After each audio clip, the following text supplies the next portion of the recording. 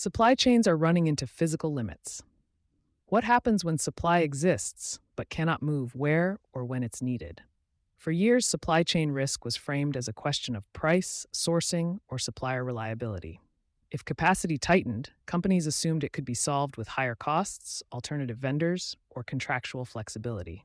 That assumption is breaking down. In early 2026, a growing share of supply chain disruption is no longer driven by what companies can buy, but by what they can physically move, store, and coordinate. Across logistics networks, supply exists, demand exists, and contracts are in place.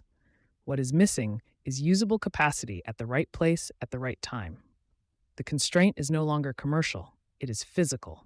When capacity exists but isn't accessible, on paper, global logistics capacity has largely recovered from pandemic-era shocks. Ports are operating, rail networks are active, warehouses continue to expand.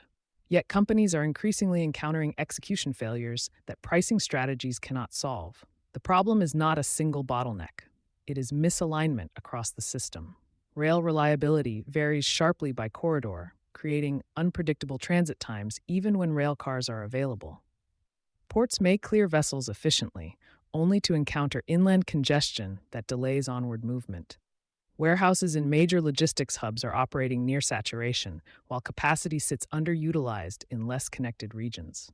Equipment, chassis, rail cars, specialized containers often exists in aggregate but is poorly positioned relative to demand. The result is a system that looks functional at the macro level but fails at the operational level.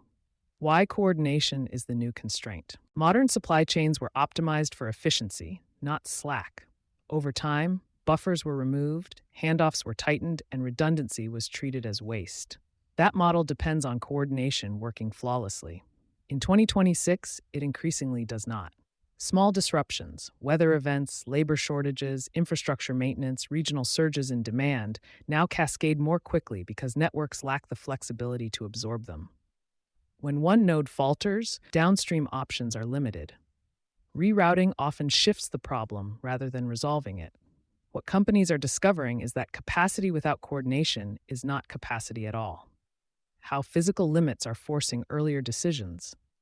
These constraints are showing up earlier in planning cycles than many executives expected.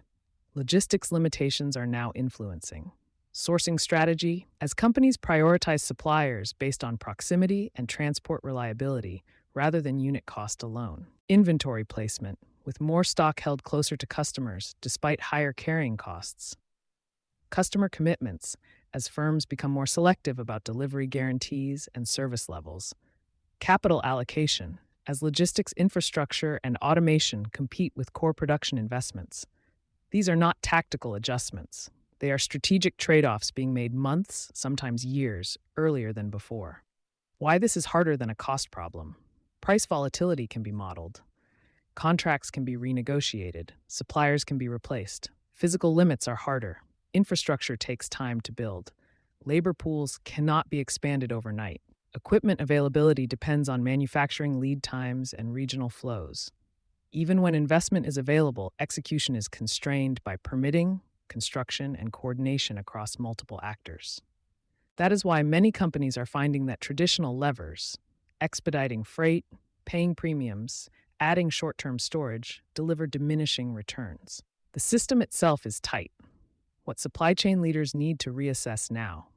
The risk facing supply chain leaders in 2026 is not that logistics costs will rise.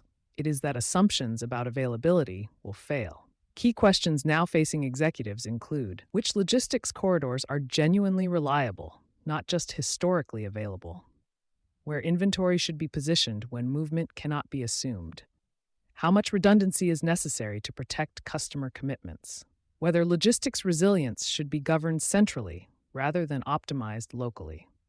The bottom line, supply chains are not running out of suppliers. They are running into physical limits of movement, storage, and coordination. In 2026, competitive advantage will increasingly belong to companies that recognize logistics as a strategic constraint, not an operational function. The challenge is no longer securing supply at the right price. It is ensuring that supply can move at all. That shift is forcing earlier, harder decisions. whether organizations are prepared to make them or not. You've been listening to Sustainability Soundbites by Environment and Energy Leader. For partnership opportunities, please reach out to our team.